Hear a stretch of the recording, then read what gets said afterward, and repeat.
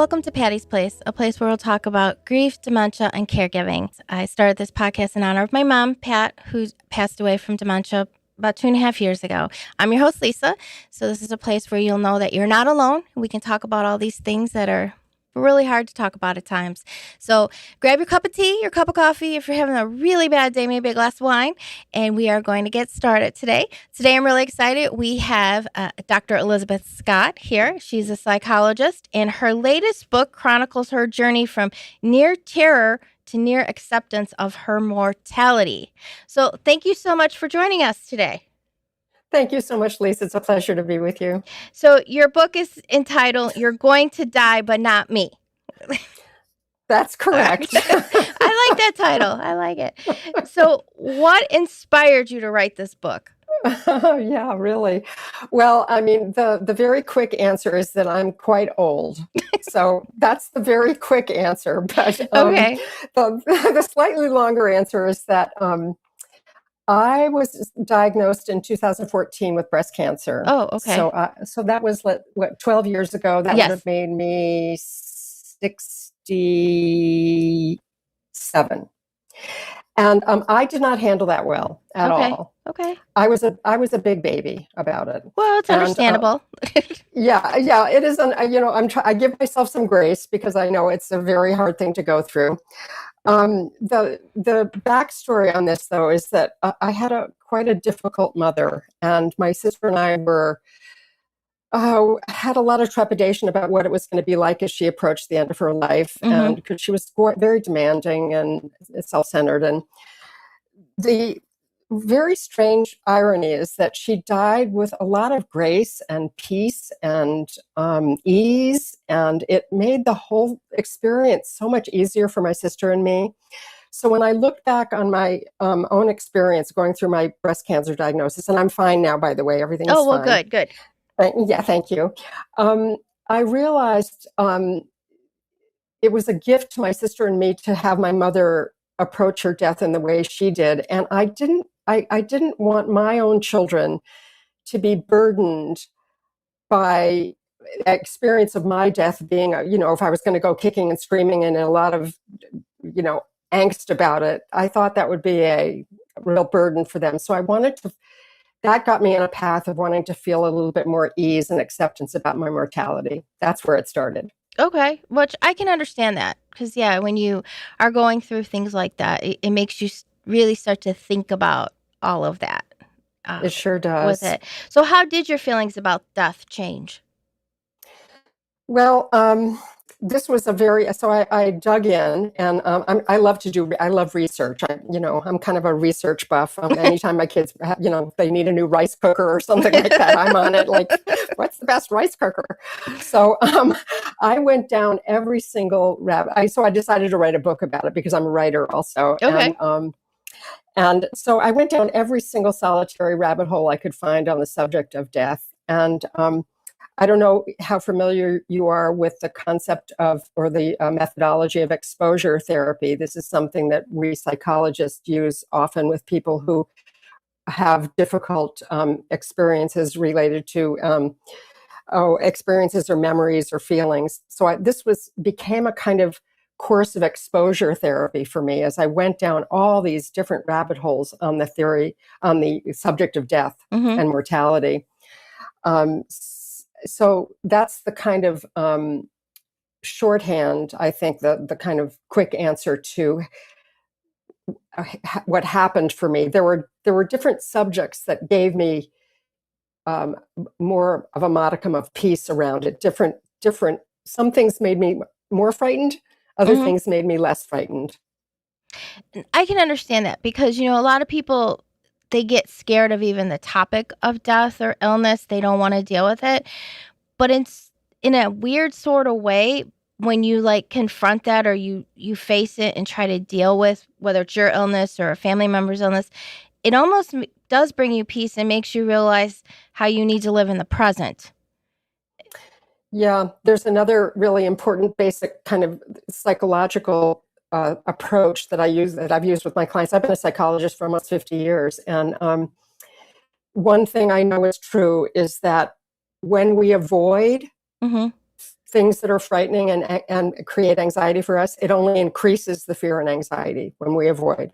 Mm-hmm. And the antidote to that is approach, is to, put on your big girl pants, be brave, and find a safe way to approach whatever is frightening you. So that's a kind of general theory. It kind of goes along with what you're saying, for sure. And I'm kind of like you too. Like when with my mom, like I noticed she was not herself for quite a while before she was actually diagnosed. Oh, But when she finally was, I kind of was like, okay, I need to learn about this and how can I deal with it. Some things work, some things didn't, and then to learn more about it, because I always feel like if I can understand it, then I can get closer to accepting it because I understand what I'm dealing with. I think that's so true, and it would be understandable going through something as difficult as a parent developing dementia. It's almost counterintuitive to think about, well, I'm just going to, immerse myself in this subject because it's something that's so difficult. The natural instinct is to want to just kind of block it out and not think about it. So, good for you for doing that. It takes courage. Well, thank you for saying that. But, and for me, it was like, I just trying to figure out, how do I deal with all this? Same thing, like, as you said, when you got your diagnosis, okay, well, what am I dealing with? Because it's so overwhelming. Whatever the illness is, trying to understand it, and then doctors and hospitals and with all of that. So when you were writing this book, what was the most surprising thing that you found? Yeah, there are so many surprising things, I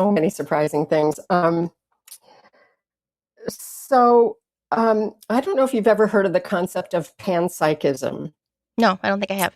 Okay. Okay. So when I first came across, so the sort of very basic way of understanding panpsychism is that everything in the universe has consciousness. Everything. Okay. So it was very easy for me to believe that my dog and my cat have some kind of consciousness, Okay, well, I would agree with that.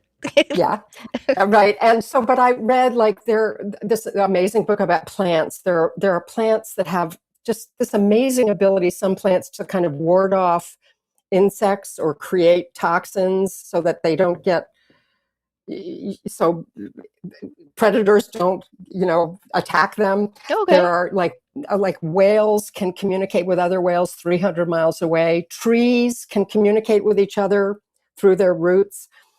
And even so, plants and animals, that's one step in this panpsychism, but even things like mountains and the ocean and dirt, if you start thinking about everything in the universe, every single solitary thing in the universe has some kind of consciousness, not in the way we humans would think about it, but in this very broad sense.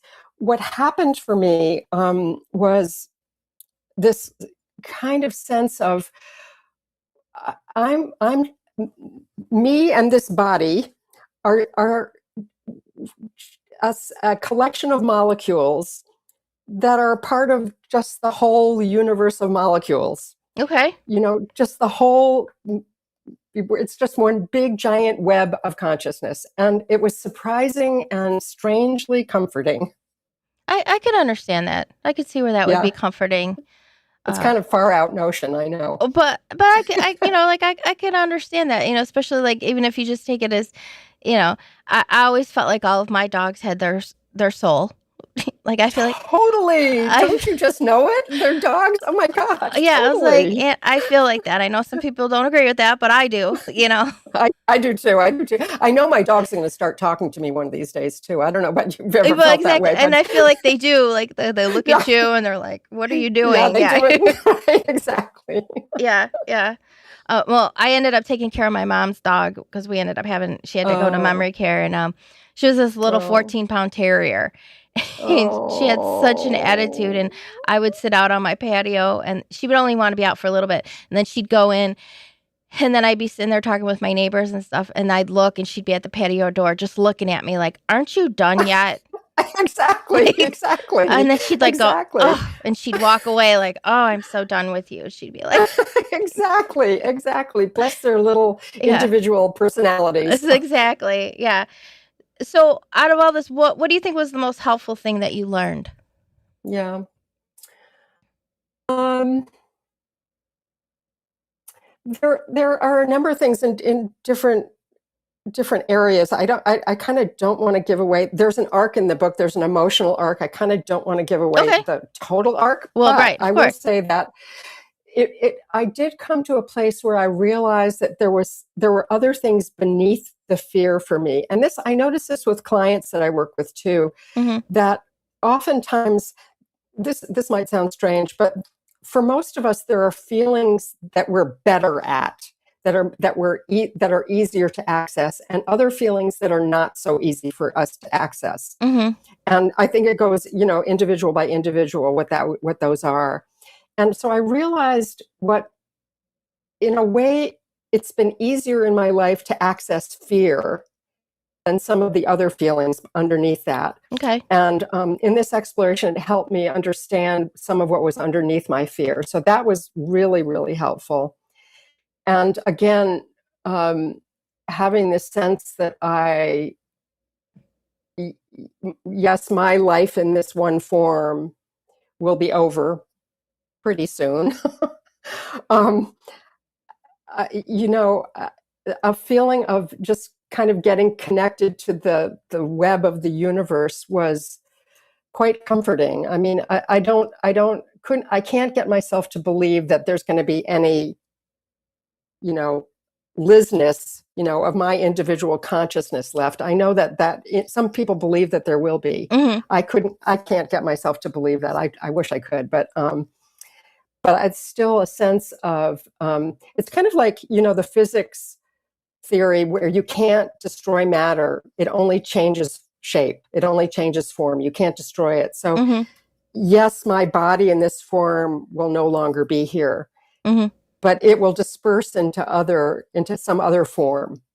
The pieces of me, the molecules of me will go into some other form or other. No, I can understand that. I have a really good friend, and we joke all the time. He'll be like, I'm like, all right, well, I'll talk to you later. And we always joke, like, he goes, unless the Lord needs me on another plane, he always says. Exactly, So, exactly. And I'm like, I understand. Exactly, exactly.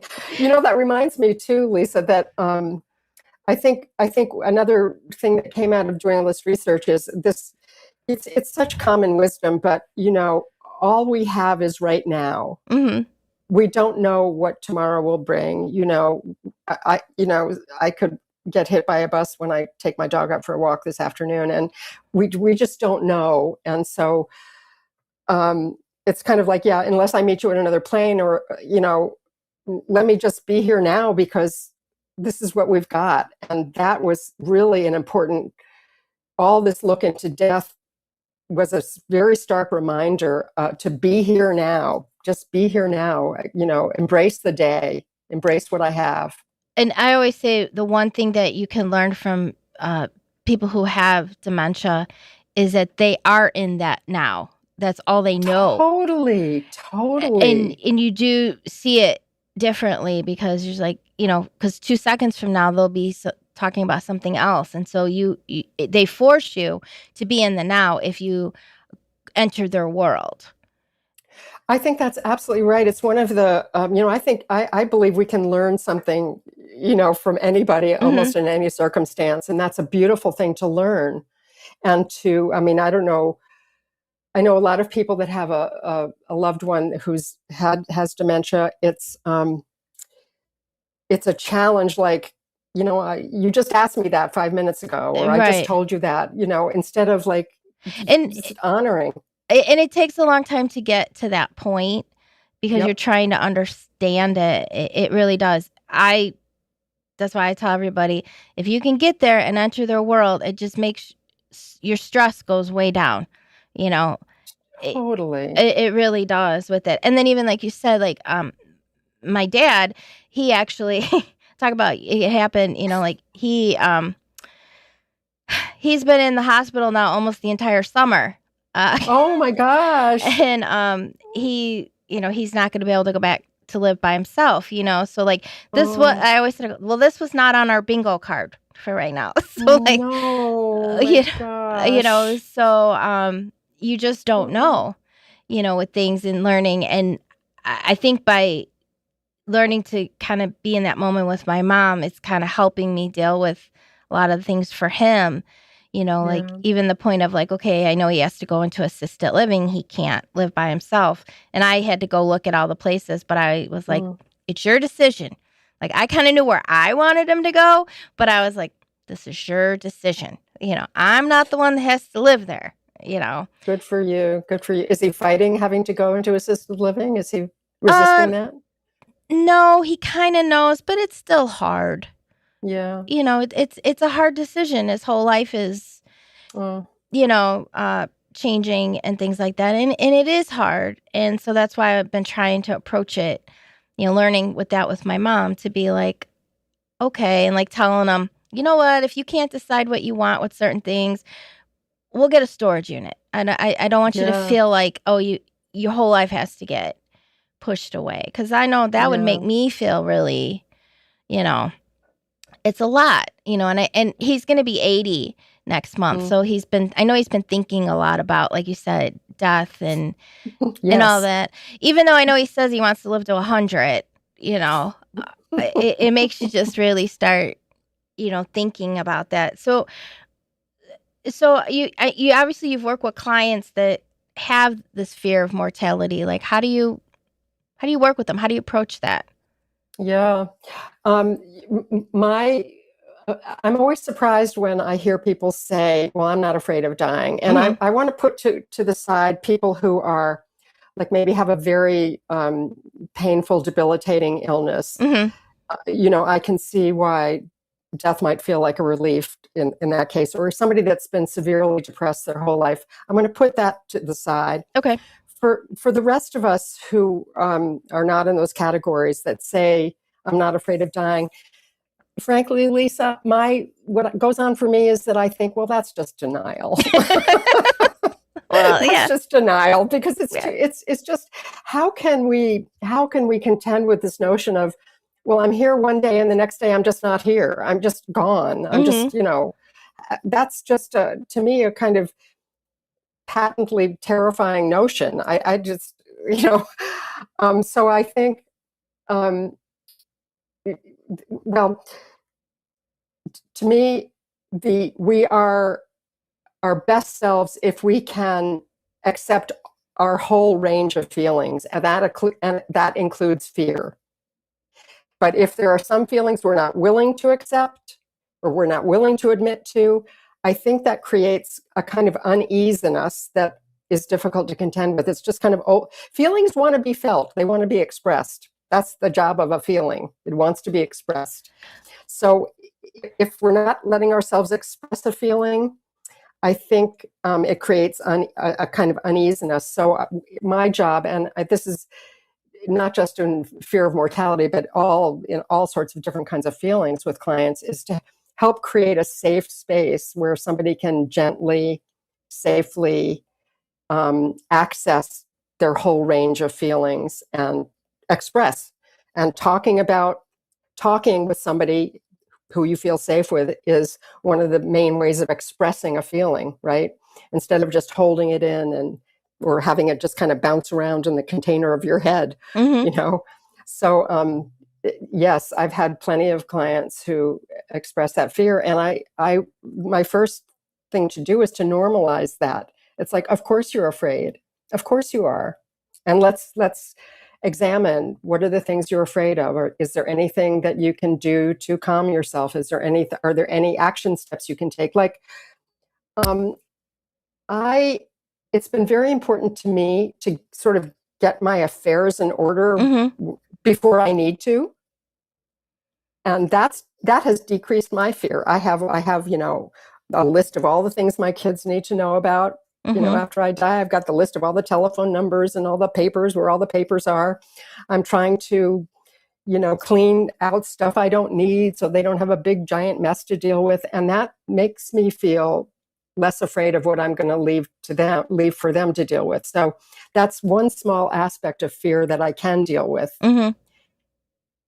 And I would agree with that, you know, uh, to get your affairs in order, which is it's a hard thing to really think when you have to start really thinking about, okay, who do I want to take care of this? Who do I trust with this? Well, who do I want to have this or that, with it? But it does make life a lot easier for It people does. when it It is in does. order. And as you were talking about your feelings, it was a hard lesson for me to understand and learn that, feelings are not right or wrong. They just are. Exactly. It's almost like saying, I'm wrong if I feel cold in 20 degrees. I mean, that just is. Right. It's a feeling. It just is. Like you say, it's not right or wrong. It's just a feeling. And if you don't deal with the feeling, your body will at some point make you deal with the feeling. You're not kidding, it will. And, I always say we get two choices. We can deal with them directly or indirectly. Those are the two choices. And like I always say that I'm the type of person, I'm like, oh, an emergency, I'm fine, I'm calm. I'm like, okay, I gotta do this, this, and this. But then like the TV doesn't work and I like fall apart, Exactly. I'm like, I held it together too long. Right. Now And then I'm fall apart. Yeah. I'm like, don't mess with the TV. I'm just like, but yeah, and a lot of people, they are uncomfortable. They don't want to hear about, hey, this is where you need to know. This is where the papers are. This is I don't want to talk about it. I don't want to talk about it. But I think it helps ease both people. The person who's telling you this eases their fear, but then also you need to know that. And again, sometimes somebody is sick and you have time, but then sometimes it's sudden and you don't know. And then what do you do? Exactly. And Exactly. it's And hard. there's a long chapter in my book about this. Might sound kind of grim for people, but the whole thing about what do I want to do with my body after I die? Mm-hmm. And that was a long exploration for me. And I did feel like I didn't want to burden my children with that decision. I felt like it would help ease my mind to make that decision for myself, and communicate it with them, and to communicate it to them so that that's something I could kind of tick off the list. And it is important because my well, I've told this story before, but at first when I was growing up, my mom used to say, it'd be invitation only to her wake, because if you didn't talk to her and you didn't like her, don't be showing up to her wake.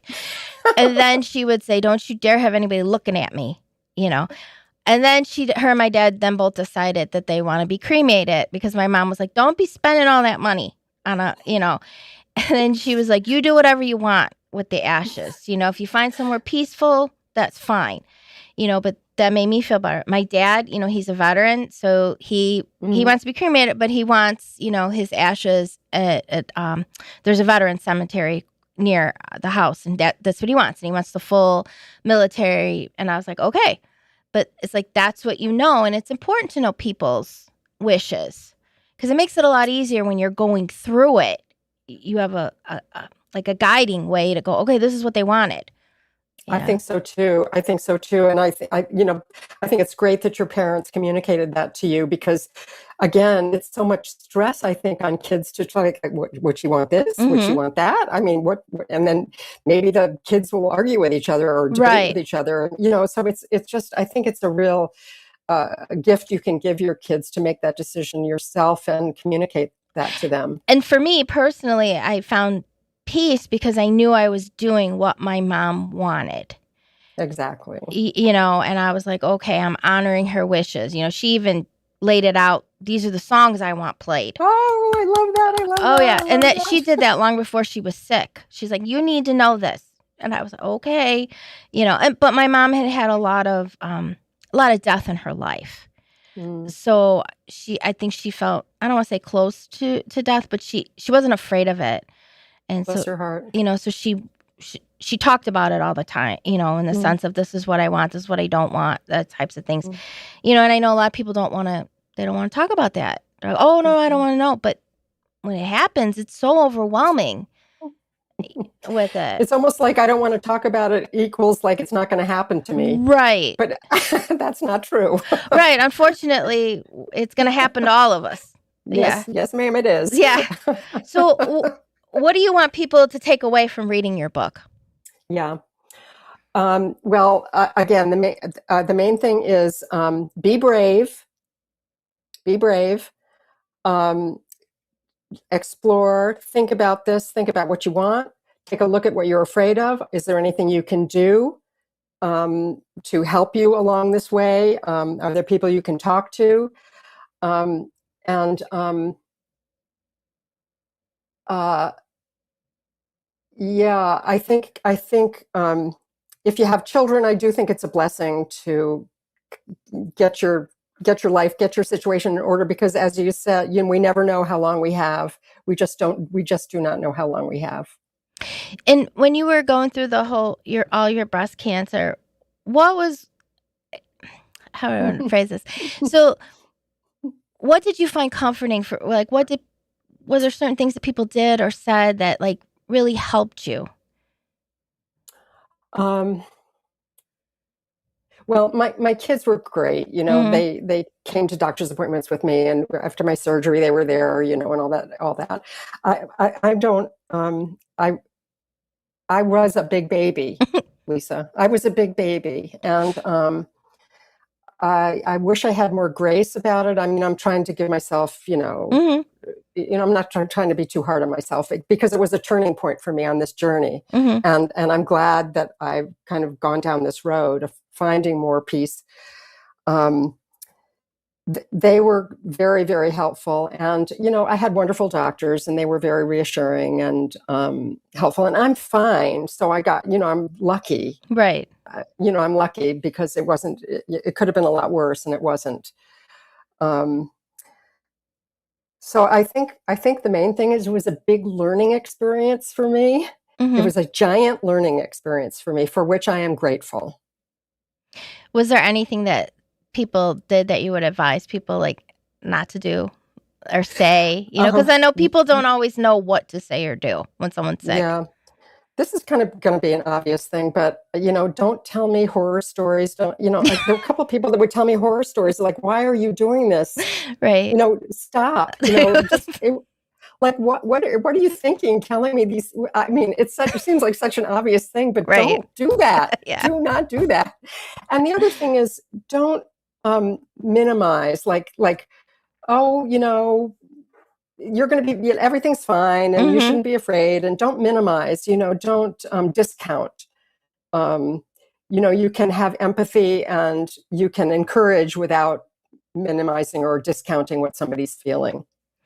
And I've learned and I try to do this, I probably don't always succeed, but sometimes people, they just need to vent or they just need to know you're there listening, you know. Totally, totally, Eh, totally, Yeah, like totally, they don't want to fix. They just want you to totally, listen. totally, totally. I think this is sort of a general principle, but I think the simple question of, what would you like now? Would you like advice, or would you just like to be heard? Mhm. If you're confused about what somebody wants, ask what they want. Or if you're confused about what they need, ask. This kind of like jumping in with advice is often not helpful. Yeah, and sometimes I kind of learned with my mom, all she ever wanted was peace because Yeah, she had a lot of chaos and that in her life, and so I was like, well, that's all I can give her, because yeah. with dementia, there's nothing I can do, so at least I could give her peace. It's wonderful. It's Eh, wonderful that you came to that and you understood that. That's a beautiful thing, Lisa. Because it's like you feel so helpless with it Yes, you do. because Yes, you there's do. nothing, That's right. so I was like, okay, well, I could at least try to give her that, at the Yeah, very least, with it. yeah, So, yeah, so do you have advice for anyone who harbors some of the same fears you did about mortality? yeah, yeah. Um, Again, I think, be brave. Find safe ways that you can explore this subject. Um, it's we're all going to die, Mhm. so not thinking about it doesn't change that fact. And be here now. So seize the day. This is what we have. So try to be the person you want to be. Try to live the life you want to live in the here and now, and be brave and look at the things that frighten you. Which is scary, but and you can do it little by little. You don't have to do it all at Yeah, once. totally. Oh my gosh, totally. Safely and gently. Safely and gently. And it took me like 3 years to write this book. So I had 3 years of safe gently. I wasn't like all of it in one time, Right. so just a little bit at a time. And it wears off the sharp edges, when you can do something a little bit at a time. Well, yeah, and even, if you're the caregiver side of things, to try to do it a little bit at a time, because that's Hmm. overwhelming too when you're trying to Exactly. deal with everything with that. So, Exactly. where can we purchase your book? The name of the book is You're Going to Die, But Not Me. Right. And I chose that title because I'm hoping that people understand that there's a lot of humor in this book. There's a Hmm. lot of humor.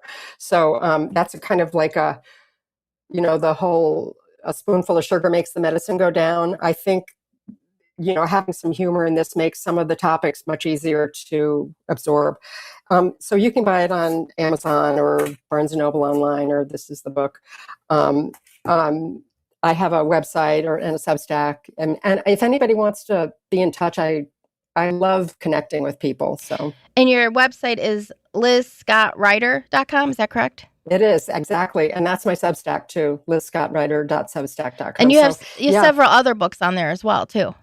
yes, exactly. Okay. Exactly. Yeah. And like I say, just if anybody just wants to say hi and connect, that's no, you don't need to buy a book, but just really seriously, I love connecting with people. It's a wonderful thing.